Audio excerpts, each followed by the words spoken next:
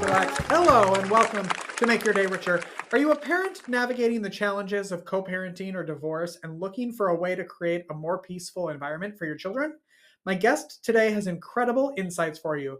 Kanika Vasudeva is an energy and consciousness coach who helps parents release emotional blocks and raise empowered, resilient children, even amidst conflict. She's here to share her holistic approach to family healing. So let's start the show. Make your day richer than it was before. Got some good times knocking upon your front door.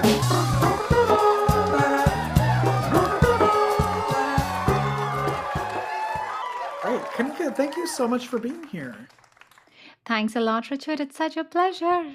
I'm so excited to dive into all the work that you do that I feel like, I say this all the time, but I feel like we could be here for 4 hours really talking about the work. So I want to kind of touch on some major points, but you work with parents. Can you tell like everybody what type of parents, or do you work with all parents? Well, I work with all parents, and maybe it'll just help if I talk about the work that I do.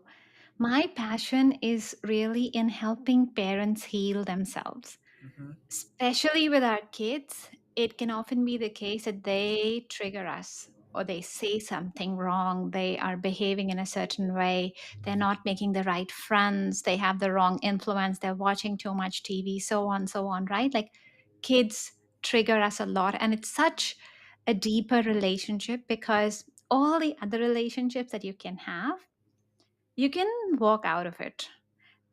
And generally, we don't walk out of the parenting relationship. Like, you don't like your job, you can walk out of it, right? You don't like your partner, we can break it up. It's cool. But with your kids, you have them for life. Yeah. And what's really happening is that the exact part where they trigger you, there's something inside of you that needs a healing.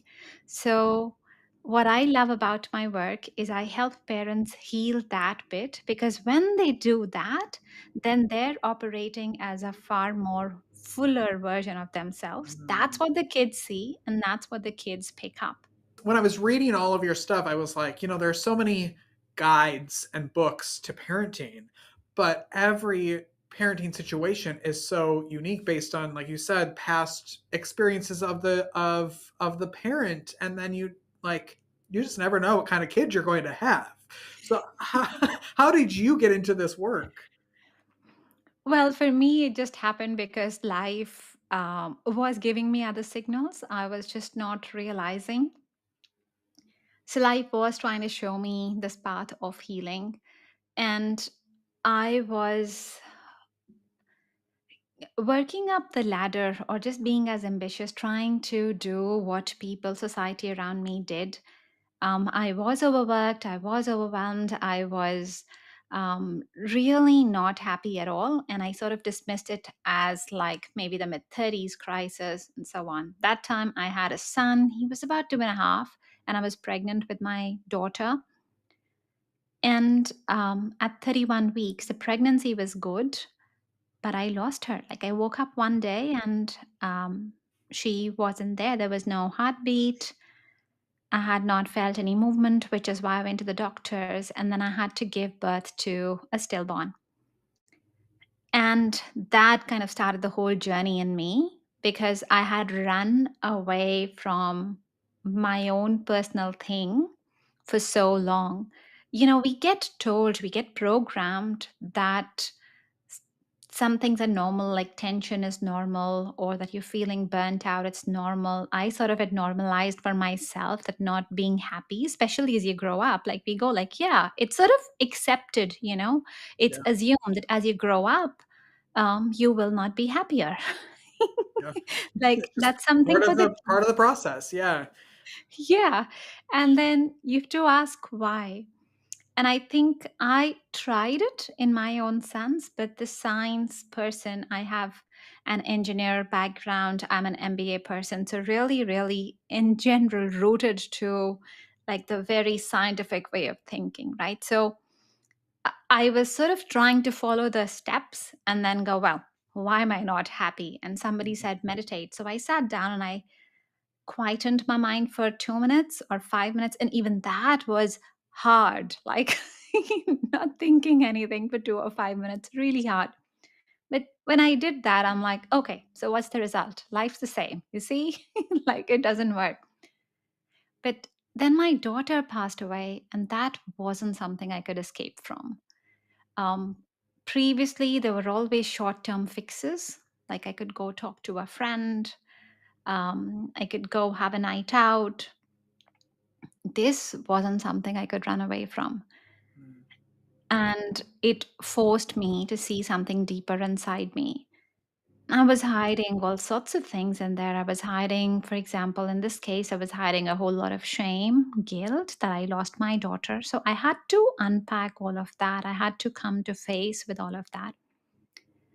And here's what I started realizing as I started healing myself, that my earlier happiness used to be like a quick fix, right? Like it's a cup of coffee, the happiness Mhm. goes up, or you meet a friend, you watch a movie, whatever your rush is, a holiday, you feel happy, then it goes down.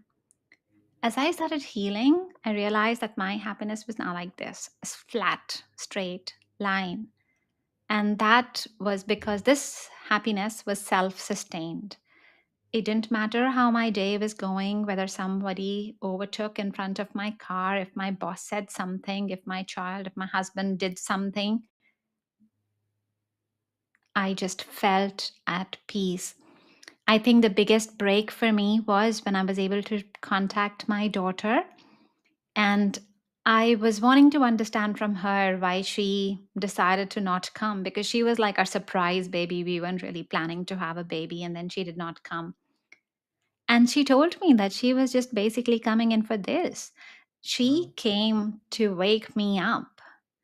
She wanted me to not waste my life. And this is a contract that I had with her before I incarnated. So it seemed very, very hard in life as such that this is what I was going through.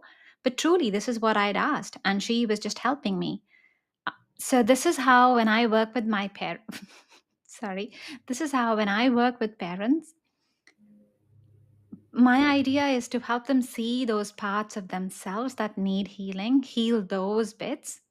Because when you do that, then the whole world outside changes. May I give Yeah. you an example? Yeah.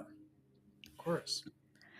So, like, there's a mother I'm working with, and with my first session, she's like, well, my daughter, like, she's just not making the right kind of friends. I always see her in the playground and sort of shies away. She just doesn't go there and do something about it. And I'm like, okay, so how are you?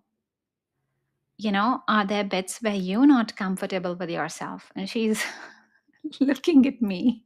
I'm like, well, let's heal that inner child. Let's heal that part of you. Often our kids are showing us a mirror of where we are at. I've had my own example. Like, there was a time, and this sounds very rude coming from my son, and he told me one day, like, I don't think you love me anymore. Because I'd Mm. asked him to clean up his room and look after himself. And he goes like, well, I don't think you love me anymore. And it hurt, like it Yeah. really hurt. And then I was like, well, wait a minute. And so with him, I'm like, well, okay, but why are you feeling that? I'm really sorry you feel that way. And still, I discussed and we worked it out and why he was reacting. And he was reacting because in that moment when I told him that he needed to clean his room, I just wasn't patient enough. So he was saying that I wasn't present fully. And that's what he was reacting to. Then at night, he went to sleep, and I'm like, where am I calling this experience in me? Like, why is he saying that he does not love me? Because I obviously do. Like, there's lots of stuff that goes around, especially with parenting. Like, you do a lot of kids, a lot of stuff for your kids that they're just not aware about. And I looked at myself and I realized I was carrying the shame of losing my daughter. And that time I told myself, well, what kind of mom loses? her baby. That's the job that a mom does. When my son was born, I had breastfeeding issues. I had no idea what I was doing with my firstborn. And even those very early moments, I was like, well, I don't know what I'm doing. I cannot even feed my child. So I was putting those pictures, I was putting those beliefs in me. And my child was literally showing that in my reality. Mm. So I changed that programming for me. And I actually sat down very consciously and went like, well, I don't want this. I want to change the story. So I want to go like, well, I'm a good mom. And I said, okay, I'm a good mom. I worked with myself in the meditation space, planted those beliefs in me. And I specifically planted, well, what is it that I want to see the shift? And my son's not a hugger, but I said, well, I would love to receive hugs just to know that I'm doing a good job, that I'm a good mom here. And sure enough, that day I went to pick him up from school and he just comes and he's very happy and he comes, gives me a very quick hug, like a nice smiley hug, and then goes away. And he is not that kind of guy at all. So it was just like, whoa, I really do create my reality. It's my beliefs that are shaping my outside. Wow. I one of the many reasons why I don't have children is because it seems exhausting. And I always thought I would have 400 kids growing up, and then my friends started having kids, and I was like, y'all are tired, and um, it's just such an energy. There's so much energy output, like you said, and there's no way to really prepare for that. Like it's just like one day your entire life changes. How do you help parents protect that energy? Because I feel like you're giving so much to this kid who then says you don't love me just because you asked him to clean up his room. And I'm going to be like, what in the world are you even talking about? Like how do you help people maintain that? And so you're not like always at the end of your rope. No, and it is such a good question. It's also a very, very layered question. There can be so many things around why someone would not want a child. Like a client of mine, when I was reading her, I realized, and she was in a stable relationship, but somehow, whenever anyone talked about kids, she was like, mm-mm, and she just wanted to escape from the conversation as quickly as possible. When I looked at her in her past life in the 1800s, there was a time when she was giving birth. The baby was very healthy. She was very healthy. But they didn't know as much around blood loss then. She lost a lot of blood and she lost a baby in the process. Mm. So her body remembered that this is a very traumatic experience. And hence, even though she liked kids, so a little bit different than yours, she liked kids, but she consciously just remembered that I don't want kids, like not really fully knowing why. But Mhm. coming to your question, you know um, everything is actually um, energy flow, everything. And kids, you're very right that with kids it seems like we're giving out a lot, and it's a different relationship. So, in general, when you are giving out something, like even with your partner, right? You are giving them energy in some way, they're helping you in some way, but generally it's like a balanced out relationship. Mostly everything in some sense will be balanced out. Those are the healthy relationships. That's what you want. With a child, they are very sacred contracts. Even the people you love, your family members, they're very sacred contracts, meaning that they have a lot more deeper layers of evolution, what you need to do, Mhm. what are the lessons that you need to learn. So, on the one hand, it might seem that I'm giving and giving, and kids can be efficient in terms of teaching you patience or in unconditional love and things that you're supposed to grow like that. But you're right, like it can feel, and especially, in terms of the work, especially as they're younger and as they grow older, it just changes in a different dynamic. But you are giving out and you are taking care of them. What you have to see is what is it that you're getting back. But you're right, like if you don't have those contracts, and this is also one of the things that I teach my clients, that there are lots of souls who want to incarnate on earth. So there are lots of beings who want to come, and that this is why people will just have a one night fling, and they'll get pregnant, Mm-hmm. because there's just a lot of energy. There's an expectation in our society where it's like, well, you should have kids. And I feel it's absolutely okay if you don't want to have kids. That's absolutely okay. And there are other ways in which you can grow and evolve, and you definitely will. But it doesn't have to be that energy exchange if you don't feel called for it. By all means, especially energetically, because this is such a charged relationship. In the process of looking after someone, like we said, you can't leave your kids. You will be the father, the mother, the parent the whole time, even if you've left them, you know, Mm-hmm. you'll Mm-hmm. still be there. You want to make sure that this energy is as clean as possible. So, energetically, what I'd suggest is that if people are thinking of having a baby, if you're thinking of not having a baby, clean that space up, as in make sure that there are, if there are any baby beings who are hanging around in your space, that they understand that you don't want this, you clear off your contracts with them. And if you do want to have a baby, and I wish I had done this before my son was born, but the process would be that if you are thinking of having a child, you talk and you choose your child's spirit, like sort of do a stage show of sorts, and of sorts, and have them audition and tell them what are they about, and see that this is the spirit I want to bring on earth, this is the one that I want to work with. Because there'll be a couple who are hanging out around you, and Mm-hmm. you get to choose the child that you want to have, the spirit, the essence that you want to have, based on what it is that you want to learn and grow as well. Wow. At what stage do people, because I'm sure these are two different answers, at what stage do people usually come to you for your services? And then at what stage should they be coming to you? Because I'm assuming it's usually earlier, is what I find for most coaches. Yeah.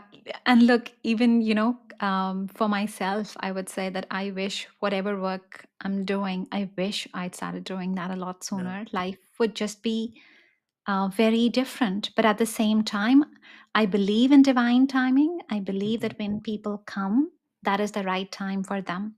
Because a lot of times you can take the horse to the water, you can't make them drink it. People Right. have to be ready. There are souls who'll come in who are just very ready. They'll see the first reel, or they'll just search for me and they'll come in. There are lots of workshops that I do, and they'll come in, or they'll have something happen in their life. They'll come in for a reading. They might have a child loss. They might have some tricky situation going on with their partner. So usually it's that emergency situation. Those moments when they need to have that extra help, that's when they'll come in. And then they're kind of like the watchers on the side. And this is one of those things, they'll come in when they're ready. And I think it is to everybody's own growth, it is to their journey. Um, it is how their soul has to evolve. It's not a judgment, because they're probably learning, understanding things in their own way. How I can explain this is like, think of time zones. Mm-hmm. So, Australian time zone is ahead. US time zone, there's a 12-hour time difference between EST and AWST, where I am at. But it doesn't mean that you are further behind and I'm further ahead. It doesn't mean that. It just means you are in your time zone, I'm in my time zone. So, people, when they're on their journey, this bit around parenting might not be on their highest radar yet, but they're on their journey. It's okay. All right, that's a good answer. That's a good politically correct answer. I'll take that one. Yeah. Okay, that makes sense. That makes sense. I believe in divine timing. I believe Yeah. that, there's higher power above us. So for me, it's a lot less around control. In fact, it's not about control, it's more about trusting and just having faith. Yes. Yeah. I think and like you said, everything I always feel like it happens when it's supposed to happen. Like you can't look back and be like, gosh, I wish I would have gone to whatever 20 years ago. Like you weren't ready for that. But I do know that oftentimes in that world where people are like, well, it's not as bad as, someone else. I don't want to take up space for someone else to be able to go. And so I think we hold ourselves back from getting the help we need sometimes because Mm. we think we're not bad enough yet. Yeah, it's also very normalized, which is Yeah. just if I could change one thing in the world, and which is what I'm trying to do, is really teach or show as many people about energy healing as possible. Mm. Because most of us live with stress, most of us live with anxiety, and we have no way of discharging that. We have no way of even knowing like how to cope with it. We get told, okay, Mhm. breathe. We get told, yes, take a quiet moment. But I mean, okay, but I also want to just discharge the energy, like really Yes. see it go away from my body. And I wish that people could just listen to this bit Mhm. so much, that it is all possible. You can let go. They're just simple energy tools that you can do to actually release that stress. Yeah. Ugh. One of the ways, a great way to start this is to listen to your podcast or watch your podcast, Art of Life, which I love that title. Where did that come from? When did you decide to start a podcast? Oh, well, that started when I was working, and I wanted to have this platform where I was just teaching people, sharing these simple tips. Like one of the things, a basic tool that I teach everyone is grounding. So, grounding is you imagine that your feet get longer, and I'm just giving a very simple visualization right now, but you could imagine that your feet are getting really, really long and they're going all the way to the center of the earth. And as you visualize that, you're just allowing this connection to take away all the stress, all the heaviness that you're carrying in your body. And, when we think about the earth, we often don't think that this is available to us, but Mother Earth is always wanting to hold space for us. And it is such a powerful connection. Imagine that all our electrical appliances that we have, they all have an earthing wire. Your fridge will have an earthing wire, your kettle has an earthing wire, and that earthing wire takes away a negative charge in case there's a fault. Yet, we go through our entire life and we have no way of discharging the negative charge that we collect in us, right? So we're just told, okay, go breathe, or like just find some. And we do that though. Somewhere we are understanding the concept of nature. So we do take some nature walks, we do take a Mhm. little bit of a break. But I wish everybody could just understand that, just connect with the earth and make it as real as possible for you. Imagine Mother Earth is holding you because she definitely wants to, and she wants to take away your stress. She wants to Mhm. take away the tension, the hurt that you are feeling. Just imagine that she's hugging you, holding you, and let go. And take your breath with that, and you'll notice that there's just such a powerful shift with that. Mm. So, Art of Life podcast was born with the idea that I just wanted to share these simple tips with people, that when they listen to one episode, they get inspired. They're Yeah. able to walk on a journey and take away tips and just have a better life for themselves every day. It's not a bad vision for a podcast, just to have a better life. I get that. I understand that. Comes out on Tuesdays. Every Tuesday? I'm trying to do a lot more now. So, hoping it'll be like maybe two pod, podcasts in a week, because I'm wanting to do one which is a lot for conscious parents. I do some channeling messages. I do some work around moon meditation. So, predicting the energy of the moon, because that affects us. We're all about 70% water. And then the other bit I want to do is really talk about some deeper things, like the episode that just came out. This is on astral body, and astral body is the body that we use for dreaming. And dreaming is just such an amazing thing. People can get whole answers during a dream. It's just fabulous stuff that we don't talk about often. So I thought Yeah. I could do that. Okay, good. And you brought a clip, so let's take a look at the clip. I love saying that because then I feel like I have a real show when I say roll the clip. Dreams can actually give you really tangible information. There are so many scientists, musicians, artists who have reported how they have had entire songs or entire theories come to them because they have dreamt them. One good example would be August Kekulé. He was a German scientist and he was trying to understand the structure of benzene. In his dream, he saw that atoms started forming chains, and then one chain broke off and actually attached to the part of the chain. It almost formed a ring, like the Ouroboros. And that's how he understood that all the carbon atoms are really linking back into each other. So your dreams can actually be useful portals to get information about projects that you want to create, about projects that you want to solve. When or where can people learn more about you and find you and follow you? People can find me on Instagram, LinkedIn, or YouTube. I can be found at Kanika Energy Coach. So that is Kanika, Kanika Energy Coach, or my website is Art of Life Center. And I've got a couple of freebies there. I've obviously got my guided meditations there as well. There are a few to choose from depending on the mood that you're in and what you want to do. So go out, explore, check out. Good. What do you love most about your life right now? Oh, some time ago, as I was doing more and more of this energy healing work, I used to think I wish I could get paid for this. Like, I Mhm. really enjoy my work.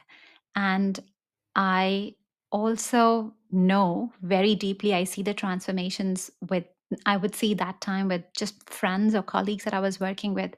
And I was like, well, this is just so great. I wish I could make a living doing that. And this is what I get to do every day. Mm, If I want to learn about the astral world, if I want to learn about, for example, why are some kids speech delayed? What is the consciousness of that? I can do that for a living. yeah. How cool Yeah. is that?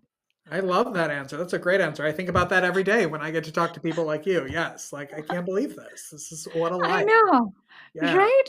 Like Yeah. when you can actually live, it's just amazing. Hmm. It's enjoying those little moments every day.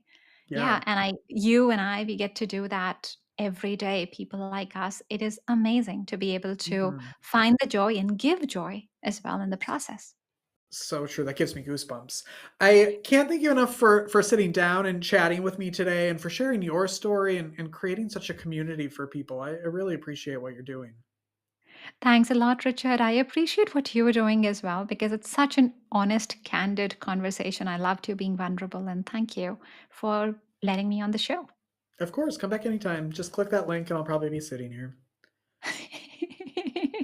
Thank you so much. Thanks a lot, Richard. You have a lovely day. You too. We'll take a break and be right back after this. Don't go away.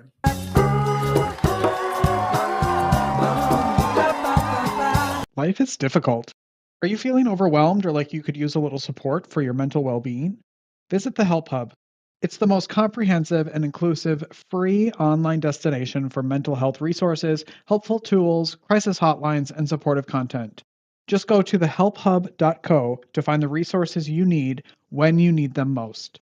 Unlike other resource pages, the Help Hub is divided into 16 different categories, ensuring that everyone in every community has access to the resources and support that matches their unique needs. Find the help you're looking for at thehelphub.co.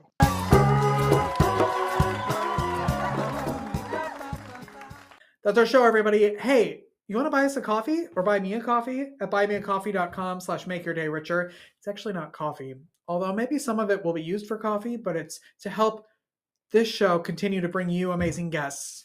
Also, a good way is right now, share the show, like the show, comment on the show, tell everybody that they need to watch this episode and how much you learned from Kanika. Okay. Have a great day, everybody. Go make your day richer. Go make somebody else's day richer. You've made mine by watching this show, and I love you for it. We'll see you tomorrow with an all new episode. Okay?